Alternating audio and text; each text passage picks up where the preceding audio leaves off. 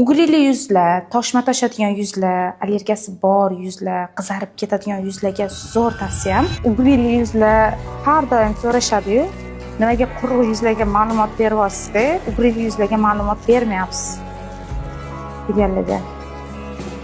Tekinga kosmetologlar eng katta fishkasi. Sizlarga shundoq tekinga aytaman. Rahmat aytib ketinglar faqat anaqada.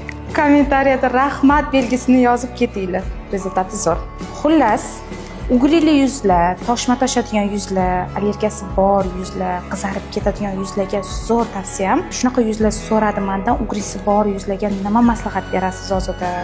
Shuncha narsa qildim, ichmagan dorim qolmadi, bormagan dermatologim, lechenialarim, xullas hamma narsa qilib ko'rdim deyshadi.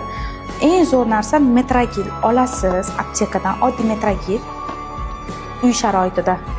Metragil olasizda kechqurun yuzingiz toza yuvib bo'lganingizdan keyin yuzingizni toza yuzga metragil olasiz, vatni disk olasizda, metragilni uchini teshib olasiz, igolka bilan teshasizda, paxtani ustiga polni metragilni qisib olasiz. Yuzingizda qaysi sohasida ugri bo'lsa, o'sha sohasiga yopib qo'yasiz. Lekin 15-20 minut turadi. Ana undan keyin olib tashlaysizda, bemalol yotib uxlaysiz. Yuvib tashlashingiz shart emas. Shaxsan men o'zim ugrili yuzman, lekin hozir ko'ryapsizlar yuzimni.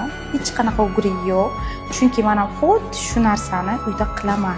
Bitta dona ugri chiqadi-yu, sirazi uyda joyida moment kechqurun ugri chiqishi bilan olaman, shuni paxtaga qilaman deb qo'yib qo'yaman.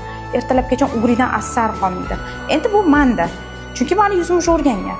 Lekin juda ham ugrisi ko'plar aytishinglar mumkin, necha kun ishlatadi. Buni to ugrilar qurib tushguncha bemalol ishlatsanglar bo'ladi. Mendan eng zo'r tavsiya, rahmat aytasizlar.